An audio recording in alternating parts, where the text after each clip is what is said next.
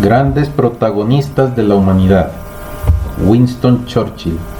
Libro biográfico de 1985, de Editora 5, Bogotá, Colombia. Capítulo 3, parte 8. La política colonial de Churchill. En el Ministerio de Colonias, su tarea más urgente era, una vez más, el arreglo de la situación en Sudáfrica. Después de firmado en 1902 el Tratado de Vereeniging, Unión, con los dos antiguos estados reducidos al estatuto de colonias de la corona, los Boers continuaron en el campo político el combate que habían perdido sobre el terreno. Como siempre ocurre en este tipo de relaciones, los colonizados se veían expuestos a los abusos de los colonizadores. Pero en aquella ocasión particular, los colonizados no eran negros o indios, sudaneses o indonesios, eran neerlandeses. Naturalmente, los Boers tenían en contra suya a los industriales y a los propietarios de minas ingleses, a los sucesores de Cecil Rhodes, sostenidos por una administración británica y una facción del Partido Conservador dirigida por Lord Milner. Se repetía el eterno problema de los grandes colonos y de sus lobbies. Por poco enterado que estuviera de las cuestiones coloniales, todo inglés de entonces podía darse cuenta de que se caminaba a grandes pasos hacia un nuevo conflicto.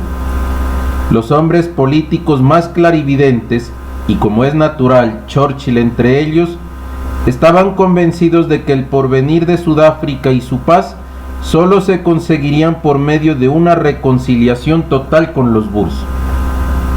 Uno de los líderes más destacados, Jan Christian Smuts, el futuro mariscal de la Primera Gran Guerra, se trasladó especialmente desde el Transvaal hasta Inglaterra, a raíz de la campaña electoral de enero de 1906, para tomar contacto con el nuevo subsecretario de Estado para las colonias.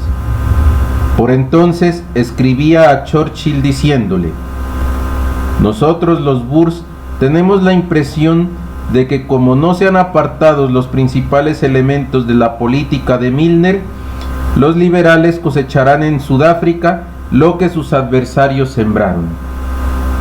Winston Churchill no era hombre para descuidar la advertencia.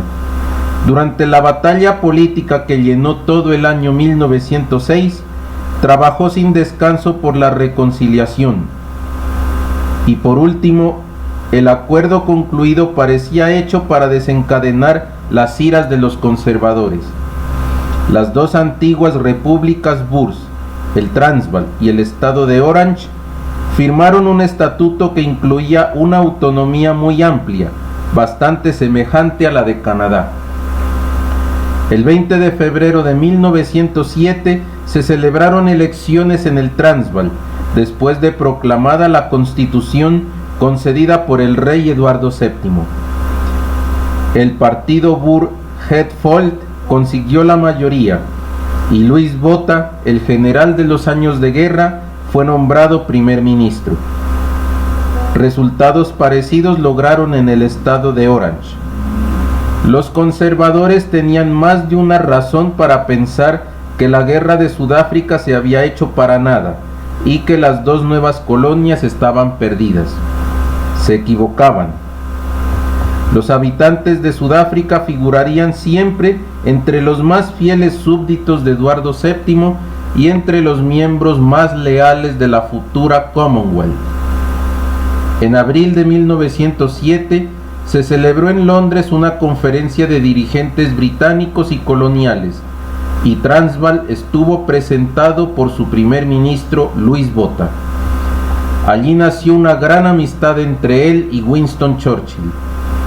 Fuera del salón de sesiones, el subsecretario de Estado para las colonias y el primer ministro evocaron sus recuerdos de guerra y descubrieron una increíble coincidencia. El jefe Boer que montó el ataque al tren de Ladysmith en 1899 y que hizo prisionero al enviado especial del Morning Post no era otro que Botha. La prensa se hizo eco de aquella curiosa noticia y la explotó como pudo. Un cronista, pionero de la llamada prensa del corazón, llegó a anunciar el noviazgo de Winston Churchill y Helen, la hija de Botha, que le había acompañado en su viaje a Inglaterra. A pesar de su trabajo en el Ministerio de Colonias, Churchill nunca dejó de atender otras cuestiones que interesaban al gobierno. Su mente no se dejaba encerrar en un marco estrecho. Muy al contrario, sus enemigos opinaban que tenía una temible tendencia a meterse en lo que no le importaba. En 1906 fue invitado por el Kaiser a que presenciara las maniobras del ejército imperial en Breslau. En 1907 asistió a las grandes maniobras francesas y después estuvo viajando por el África Oriental. De estas experiencias militares, que pudo valorar como profesional, sacó un cierto número de conclusiones en cuanto al armamento de las fuerzas inglesas de ultramar, y con ese motivo elevó informes y observaciones a su ministro Lord Elgin y también al de la guerra, Haldane. Durante su periplo por África Oriental se había detenido en Mombasa, Nairobi, Entebbe, Kampala y Jinja, y volvió a El Cairo por el camino ya conocido del Nilo antes de regresar a Londres. A lo largo del itinerario se informó, hizo observaciones y tuvo entrevistas con los jefes africanos, sin que por ello abandonase los safaris y las brillantes recepciones. El viaje se tradujo en una cascada de notas y de comentarios destinados al ministro de Colonias y en una serie de artículos para el Strand Magazine, que le valieron 750 libras. Con ellas cubrió sus desembolsos, porque en aquellos benditos tiempos los dirigentes de colonias cargaban con sus gastos de viaje. También escribió un libro, My Africa Journey, que encontró en el público el mismo favor que ya era habitual en las obras de Winston Churchill. Pero entonces sucede un acontecimiento memorable en la vida del joven político. El domingo 12 de abril de 1908 pasa el día con su madre en Salisbury Hall, cerca de St. Albans. Otras personas figuran entre los invitados, en especial Lady Blanca Josier y su hija Clementina, una muchacha de 23 años. Para mejor describir su genealogía, nadie mejor que Randolph Churchill. Clementina era la mayor de los 3 hijos de Lady Blanca y del coronel Sir Henry Montagu Josier, ya fallecido. Lady Blanca era hija del 10º conde de Airlie y nieta por parte de madre del 2º barón Stanley Dalderley. La hermana mayor de Clementina, llamada Kitty, había muerto 6 años antes, a la edad de 17 años.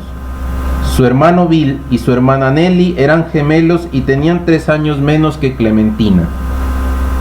Nacida el 1 de abril de 1885, Clementina Josier era en todos los aspectos una muchacha completa.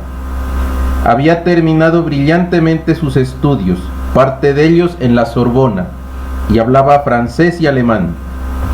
Su belleza era notable y se la consideraba una de las muchachas más admiradas de su generación. No disponía de fortuna, porque Sir Henry Josier y Lady Blanca estaban separados, y su madre tuvo que educarla con medios más bien modestos. Aquel domingo 12 de abril no era el primer día en que se encontraban, pero fue decisivo para los dos jóvenes, porque estrechó más su anterior relación. Pero en aquella época a Winston no le faltaban las preocupaciones. El primer ministro liberal, Campbell Bannerman, tenía una salud muy precaria y probablemente se vería obligado a dimitir. Su sucesor era Asquith, el ministro de Hacienda de su gabinete. En efecto, Asquith forma gobierno y aquella es una ocasión para que Winston Churchill ascienda. Desde luego, no prescinde de sus acostumbradas maniobras para dar un paso más en su carrera. Después de ser subsecretario de Estado, se piensa en él para un ministerio entero y se habla del de colonias, del almirantazgo y del de asistencia pública. Como es natural, él prefiere la cartera de colonias, el departamento que mejor conoce. Por último, el ministerio que le corresponde es precisamente el que más puede ayudar a su reputación, además de permitirle dar lo mejor que tiene, el Ministerio de Comercio. Va a ser el presidente del Board of Trade.